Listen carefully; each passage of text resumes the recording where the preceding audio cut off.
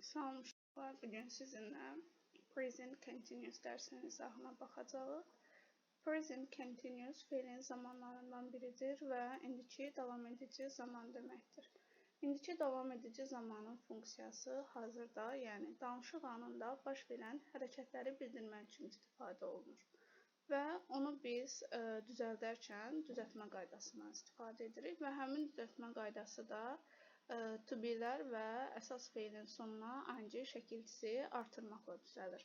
Təsdiq, sual və inkar formalarında işlənir. Təsdiq formasının düsturu qısaca izah etsək, əvvəlcə gəlir şəxs, şəxsdən sonra to be işlənir. To be'nin hansı zamanı olduğunu bilməyimiz isə burada vacibdir. Çünki biz burada hansı zamandan danışırıq? İndiki zamandan danışırıq.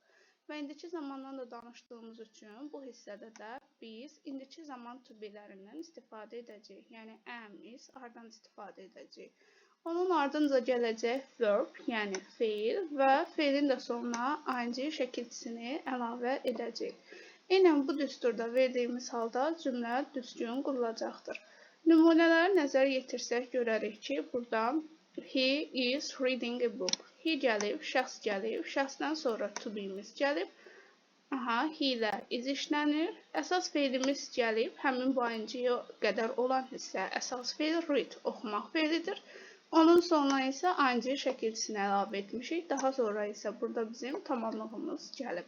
He is reading a book və yaxud da she is reading a book və yaxud it is reading a book formasında işlənə bilər. I am working. Şəxsə baxırıq, şəxs gəlib, şəxsimiz I, yəni mən deməkdir. Daha sonra I ilə uyğun işlənən am to be'si, daha sonra əsas feilimiz work feili, work'ün sonuna isə ing şəkilçisi əlavə olunub. Sonuncu cümlədə isə you, we deyilən istifadə etmişik şəxs olaraq. Onların ardınca onlara uyğun olaraq to be'miz are işlənib. Daha sonra əsas feil işlənib, play feili, daha sonra isə sonuna ing şəkilçisi əlavə etmişik. Burada şəxs deyərkən biz nələri nəzərdə tuturuq? Şəxs adam adı da ola bilər, heyvan adı da ola bilər, cansız əşyalar da işlənə bilər, tək və cəm isimlər də işlənə bilər, şəxs əvəzlikləri də işlənə bilər. Yəni bunlara diqqət yetirməliyik. Daha sonra isə inkar formasının izahına baxaq. İnkar formasında yenə eyni qayda ilə birinci şəxs gələcək. Şəxsdən sonra indiki zaman to be'lərini işlədəcəyik. Yəni am, is, ardan istifadə olunacaq şəxsə uyğun olaraq. Daha sonra not inkar ədatından istifadə edirik inkarlıq yaratmaq üçün. Verb feil işlənir, ardınca isə ing şəkilçisindən istifadə edirik.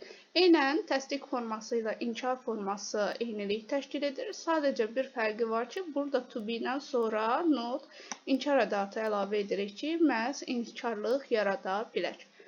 Məsələn, he is not vermişəm.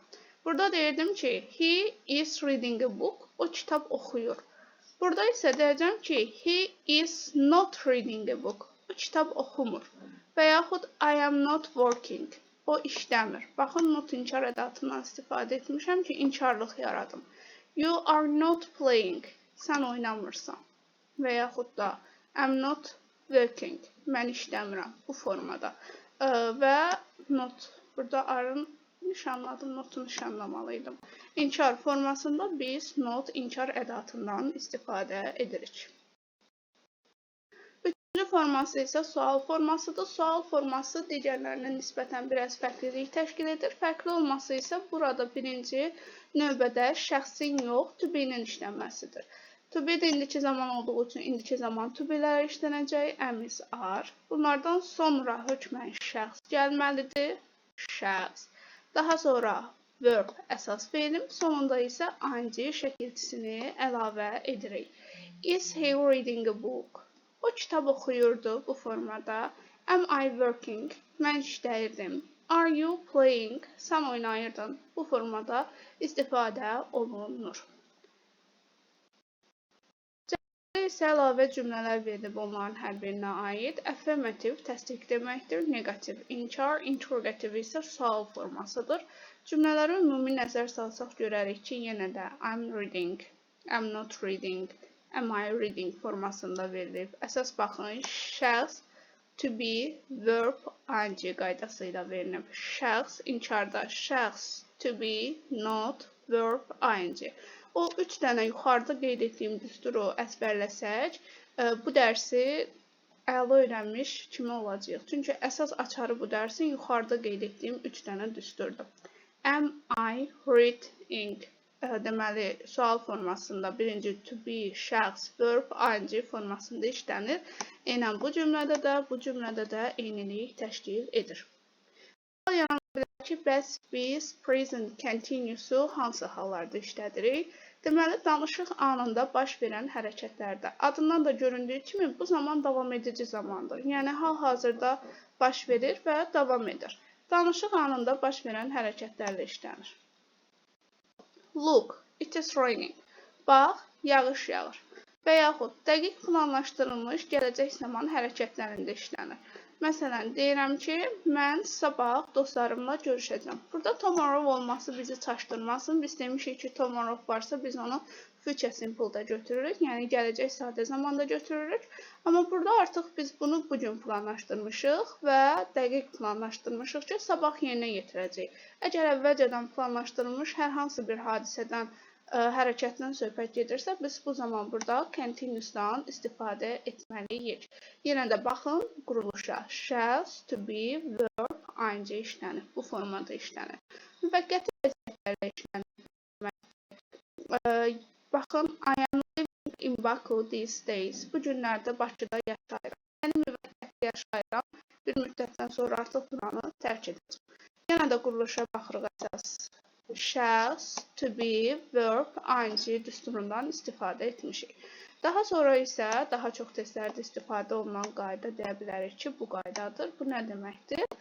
Look, listen, be quick, be quiet sözləri ki var. Bu tipli sözlərlə başlayırsa cümləmiz, yəni xəbər cümlənin əvvəlində gəlirsə, bu cümlə olur əmr cümlələri.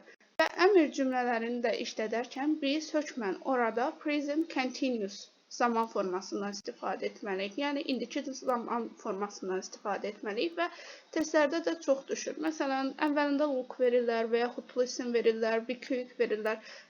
Bu sözləri gördükdə biz avtomatik ondan sonra gələn zaman formasını indiki davam edici zamanda verməliyik. İndiki yox, indiki davam edici zamanda verməliyik. Məsəl üçün, be quick, görürsünüz, əmr cümləsi ilə başlayıb. Quruluşa baxıram, şəxs vermişəm, indiki zaman to be-si vermişəm, əsas feil vermişəm və əsas feilin də sonuna ing şəkilçisi əlavə etmişəm. Bu formada işlənəcək.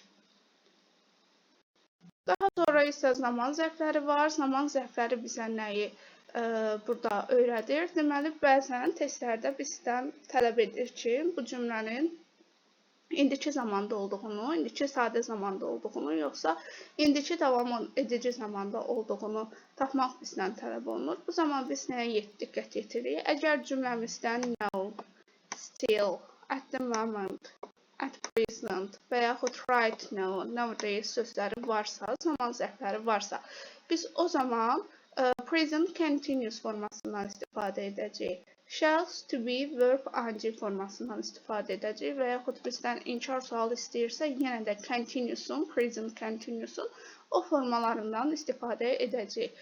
Yəni, o dərsi tam öyrənmək üçün yuxarıdakı 3 düsturu və bu zaman zərflərini əzbərləmək mütləqdir ki, testləri səhvsiz və rahat qaydada işləyə biləsiniz. Burada isə qeydlərimiz var. Qeyd 1-də bizə onu qeyd edir ki, artıq biz bu qeydləri to be dərsindən öyrənirik. Burada isə qeyd etmək istəmişəm ki, bəlkə bilməyən olar.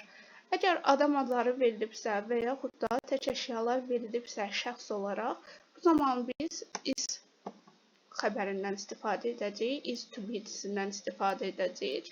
Yox, əgər cümlənin əvvəlində şəxs olaraq cəm isimlər verilibsə və yaxud da 2 adam adından söhbət gedirsə, bu zaman isə cəm to be-dən istifadə edəcəyik, yəni ardan.